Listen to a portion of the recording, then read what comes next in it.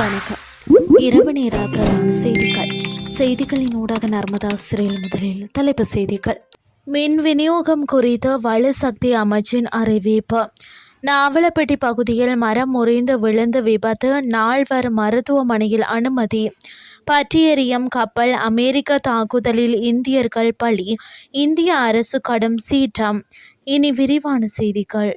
El Nino தாக்கத்திற்கு மத்தியிலும் இலங்கையில் எந்தவித தடையுமின்றி தொடர்ச்சியான மின்சார விநியோகத்தை வழங்க எதிர்பார்த்துள்ளதாக வலுசக்தி அமைச்சர் அனுர கருணாதிலக தெரிவித்துள்ளார்.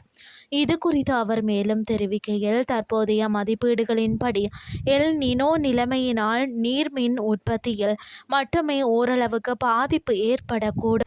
இந்த காலநிலை மாற்றத்தால் நீர்மின் உற்பத்தியில் சுமார் 127 மணித்தியாலங்கள் குறைவு ஏற்படும் என மதிப்பிடப்பட்டுள்ளது. எனினும் இந்த பற்றாக்குறையை மாற்று வலுசக்தி மூலங்கள் ஊடாக ஈடு செய்ய முடியும்.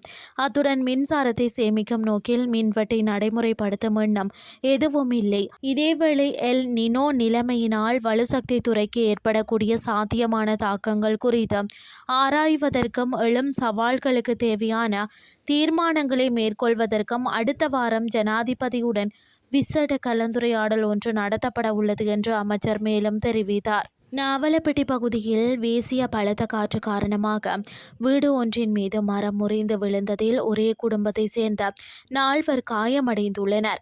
இன்று அதிகாலை 1 மணி அளவில் நாவலப்பட்டி இம்புல்பேட்டிய மேல் பகுதி என்ற இடத்தில் இந்த விபத்து சம்பவித்துள்ளது. இந்த விபத்தில் காயமடைந்த 4 நாவலப்பட்டி மாவட்ட மருத்துவமனையில் அனுமதிக்கப்பட்டுள்ளதாக நாவலப்பட்டி காவல்துறை தெரிவித்துள்ளது.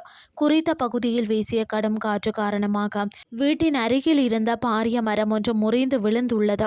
இதன்போது மரத்தின் அடியில் சிக்கியிருந்த காயமடைந்தவர்களை அயலவர்கள் மீட்டெடுத்து மருத்துவமனையில் அனுமதித்துள்ளதாக தெரிவிக்கப்படுகிறது. இனி வெளிநாட்டு செய்திகள். எண்ணெய் கப்பல் மீது அமெரிக்க படையினர் நடத்திய தாக்குதலில் 3 இந்திய மாலுமிகள் உயிரிழந்துள்ளதாக தகவல்கள் வெளியாகியுள்ளன.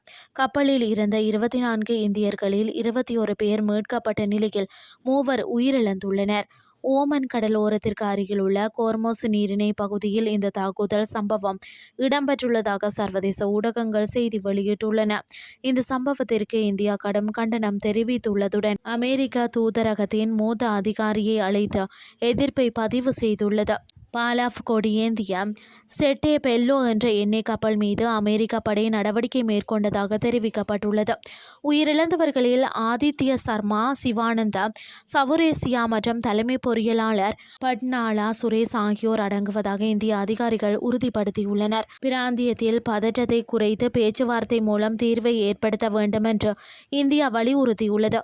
இது குறித்து எக்ஸ் தளத்தில் இந்திய கப்பல் போக்குவரத்து துறை அமைச்சர் சர்வானந்த சோனாவால் கூறுகையில், செட்டோ பெல்லோ என்ற எண்ணெய் கப்பல் மீது நடத்தப்பட்ட தாக்குதலில் இந்திய மாலுமிகள் 3 பேர் உயிரிழந்தது துரதிர்ஷ்டவசமானது. இந்த துயரமான நேரத்தில் உயிரிழந்த மாலுமிகளின் குடும்பத்துக்கு மோடி அரசு துணை நிற்கிறது. மீட்கப்பட்ட இந்திய மாலுமிகள் உடனடியாக நாடு திரும்புவதை உறுதி செய்ய அதிகாரிகளுக்கு உத்தரவிட்டுள்ளேன். உயிரிழந்த மாலுமிகளின் உடல்கள் இறுதிச் சடங்குகளுக்காக உடனடியாக இந்தியா கொண்டு வரப்படும் என்றார். செய்திகள் யாவும் நிறைவடைகின்றது.